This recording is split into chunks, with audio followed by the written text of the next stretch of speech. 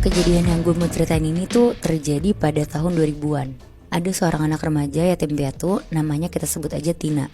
Tina dari kecil tuh udah tinggal sama om dan tantenya, karena orang tuanya tuh udah meninggal dari kecil. Kebetulan om sama tantenya juga gak punya anak, jadi nganggep Tina tuh dari dulu anak mereka sendiri.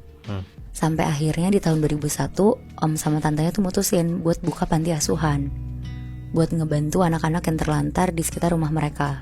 Nah, Om Rino, nama omnya Tina, bikin panti asuhan di daerah Malang, karena mereka sekeluarga tuh emang tinggal di Malang. Sebenarnya Om Rino sekeluarga tuh ekonominya tuh tinggi dan jabatannya terbilang bagus.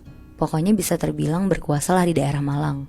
Tapi Om Rino tuh pengen banget untuk buka panti asuhan karena mereka tuh punya tanah kosong di dekat rumah mereka, yang sayang banget kan kalau didiemin aja. Akhirnya setelah proses pembangunan kurang lebih 1 tahun, tahun 2002 jadilah panti asuhan punya Om Rino. Di situ karena Tina masih umur 20 tahun, Om Rino tuh bilang bakal ngasih kerjaan ke Tina untuk jadi pengurus panti. Pokoknya buat bantu-bantu Om sama tantenya ini. Jadi di panti asuhan mereka tuh ada 9 anak.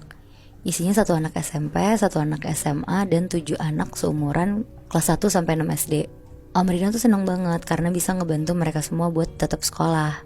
Karena kan ada biaya bantuan untuk anak-anak ini juga kan. Dan Tina juga bisa bantu mereka selama tinggal di panti.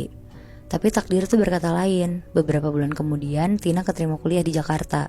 Setelah izin panjang ke Om Rino sama tantenya, demi pendidikannya Tina berhenti jadi pengurus panti dan pergi ke Jakarta. Akhirnya 4 tahun berlalu, abis lulus kuliah Tina balik lagi ke Malang. Dia mau nyari kerja di Malang, dan Tina balik ke panti asuhan Om Rino. Akhirnya dia tinggal bareng di sana sama anak-anak yang lain.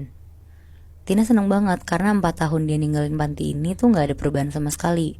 Anak-anak panti juga semuanya masih ngenalin Tina dan bahkan kangen banget sama Tina. Tina pun ditawarin lagi sama Om Rino buat jadi pengurus panti lagi. Dan dia tuh setuju karena Tina juga sayang sama peduli sama anak-anak panti di situ. Jadi pantinya tuh ada 2 lantai. 1 lantai itu ada 4 kamar, totalnya 8 kamar. Anak-anak panti juga sekarang totalnya udah nambah jadi 20 anak. Udah lebih banyak dari 4 tahun lalu yang cuma ada 9 anak. Jadi 1 kamar tuh isinya 4 anak. Karena 1 kamar lagi tuh untuk Tina. Dan ada 1 kamar lagi yang dari dulu tuh gak boleh ditempatin sama Om Rino. Katanya sih untuk tempat naruh barang. Nah, malam pertama Tina tinggal di panti, Tina tuh dikasih tahu sama anak-anak kecil di panti ini. Ada namanya Tio, Akbar, sama Rudi. Mereka tuh umurnya sekitar 6-7 tahun dan emang yang paling nakalnya di panti ini. Ya kayak anak kecil, laki-laki yang susah diatur gitu loh. Katanya mereka, Mbak Tina, tahu gak sih setiap malam kan kamar yang selalu kosong itu ada suara ketok-ketok tapi dari dalam.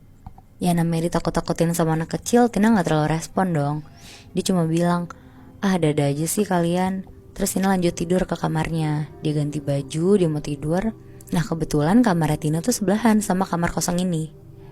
Nah sekitar jam 12 malam, bener aja Tina tuh dengar ada suara pintu diketok-ketok dari dalam kamar. Akhirnya Tina keluar kamar. Terus pas dia nyari sumber suaranya, ternyata bener dari kamar kosong ini. Tina berusaha buka kamarnya pun gak bisa karena dikunci. Terus diketok-ketok lah sama Tina sambil bilang, halo, ada siapa ya di dalam? Tapi gak ada jawaban sama sekali. Pas Tina ngecek kamar anak-anak panti, juga semuanya tuh udah pada tidur. Jadi gak mungkin ada yang jahil di saat itu. Akhirnya Tina langsung balik ke kamar terus dia lanjut tidur. Besok paginya Tina langsung nanya ke Om Rino. Karena kebetulan Om Rino tuh mampir ke panti. Tina bilang, kenapa ada yang ngetok-ngetok pintu kamar sebelah Tina ya? Yang kosong itu loh Om, pas jam 12 malam. Ngedenger itu Omnya tuh agak kaget dan bilang ke Tina, enggak, kamu salah dengar. Akhirnya karena rasa penasaran Tina juga gak terbayar, dia nanyalah ke salah satu anak yang paling tua di panti, namanya Lisa. Tina nanya hal yang sama kayak apa yang dibilang ke Om Rino. Dan katanya Lisa, dia tuh bilang kalau Om Rino tuh kayaknya pakai pesugihan. Dan yang ada di dalam kamar kosong itu tuh kayaknya rahasia Om Rino. Kenapa Lisa bisa yakin? Karena katanya Lisa, setiap tahun semenjak ditinggal Mbak Tina, pasti ada 1 anak panti yang sakit sampai meninggal. Dengar hal itu tuh Tina kaget banget. Soalnya dia tuh juga gak pernah dikasih kabar sama Om dan tantenya kalau misalkan ada anak panti yang meninggal juga. Akhirnya Tina jalan ke kamar sambil kebingungan. Karena dia tuh mikir, dia kan dari kecil tinggal sama mereka. Dan mereka juga udah termasuk orang tuanya juga kan. Dia yakin lah kalau mereka tuh gak akan nyentuh hal kayak gitu, apalagi untuk panti asuhan. Nah akhirnya di malam kedua, Tina tuh mutusin untuk gak tidur, biar kalau ada ketokan itu dia tuh langsung nyamperin. Tapi kali ini dia tuh ngajak Lisa, dan untungnya Lisa tuh juga mau. Tina sama Lisa tuh nunggu di kamarnya Tina sampai jam 12. Nah pas banget tuh di jam 12, ketokan itu tuh ada lagi. Akhirnya mereka berdua langsung lari ke pintu kamar itu. Tapi kali ini Tina tuh mutusin buat dobrak kamar itu. Karena dia mikir kan gak ada Om Rino juga di panti itu. Nah pas Tina lagi dobrak, tiba-tiba ada suara anak kecil teriak kenceng banget. Ternyata itu tuh Akbar. Dia bilang kalau Tio di kamar tuh kayak bukan Tio. Pas disamperin sama mereka, Tio tuh udah tiduran di lantai, badannya kejang-kejang, mulutnya tuh ngeluarin busa sambil nunjuk-nunjuk di belakang pintu kamarnya. Pas Tina, Lisa sama Akbar nengok ke belakang, ternyata tuh ada genderuwo gede banget lagi berdiri. Terus genderuwo itu tuh jalan ke badannya Tio dan masuk ke dalam badannya Tio. Gak lama Tio pingsan dan Tina langsung nelfon Om Rino. Tapi di situ tuh Om Rino nggak bisa telepon, nomornya tuh nggak aktif karena pada tahun itu kan juga belum ada aplikasi Gojek kan buat mesen. Jadi mereka semua tuh anak-anak panti berdoa doang buat Tio, sambil diangkat badannya ke kasur, didoa-doain, sambil nelfonin Om Rino berkali-kali. Tapi 2 jam kemudian Tio tuh meninggal. Ya Allah. Ya ampun. Nah besokannya Tina yang gak bisa tidur, dia tuh nungguin Om Rino untuk datang ke panti. Dan bener aja Om Rino tuh datang sekitar jam 10 pagi.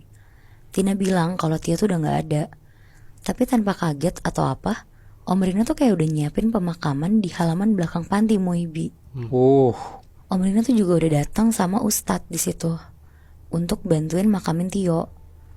Yang mandiin pun Om Rino sendiri. Semua anak panti tuh di situ nangis-nangis ngeliat Tio udah nggak ada. Nah, yang kesel di situ tuh cuma Tina sama Lisa, karena cuma mereka yang sebenarnya tahu kalau ini tuh kejadian disengaja. Akhirnya setelah pemakaman, Tina langsung nyamperin Om Rino. Tina bilang juga kalau dia tuh udah tahu semuanya, dan Tina langsung nuduh Om Rino, bilang kalau Tio itu tumbal pesugihan Om Rino. Tina pun di situ ngancem mau bawa ini ke polisi kalau misalnya Om Rino tuh nggak ngaku, karena dia ngerasa juga udah keterlaluan kan. Akhirnya Om Rino ngaku dan jelasin ke Tina semuanya, kalau Om Rino tuh sebenarnya emang pakai pesugihan. Lisa tuh orang pertama yang nanya ke Om Rino masalah ini, karena Lisa tuh udah curiga sebenarnya. Dia tuh suka ngeliat Om Rino masuk ke dalam kamar kosong ini, dan dia tuh bawa sesajen ke dalam kamar itu. Dan gak cuma itu, Lisa juga ngeliat sosok genderuwo yang sama, kayak yang masuk ke dalam badannya Tio, ada di dalam kamar itu. Ngedenger itu semua, Tina tuh kaget dan langsung marah banget. Tina nanya kenapa Om harus ngelakuin itu. Om Rino pun langsung ceritain semuanya ke Tina akhirnya. Jadi Om Rino ngelakuin itu semua demi mempertahankan jabatan Om Rino yang udah tinggi. Karena ketika jabatan udah tinggi, pasti akan ada orang yang gak suka sama dia dan pengen jatuhin dia. Jadi Om Rino tuh di situ ngerasa harus kuat untuk mempertahankan jabatannya dia. Nah setelah Tina tahu semuanya, akhirnya karena Tina gak setuju sama kelakuan Om Rino, Tina mutusin buat pergi menjauh dari panti asuhan itu. Dan dari kabar yang gue tahu sekarang, katanya beberapa bulan kemudian Tina meninggal. Meninggalnya karena? Nah gue juga kurang tahu Moy, tapi bisa jadi karena Tina juga akhirnya ditumbalin sama Om Rino itu. Anjing. Ponakannya sendiri? Iya Bi. Wow. Berarti ini dia bikin panti asuhan buat nangkal hal mistis ke diri dia gitu berarti. Terus dia ngasih anak kecil buat jadi tumbalnya dia. Gitu Nah gak sih? iya benar Moy. Anak kecilnya kan juga tumbalnya tuh setahun sekali. Ada yang mati pasti di panti itu. Wow. Berarti panti asuhannya kedok doang ya hitungannya.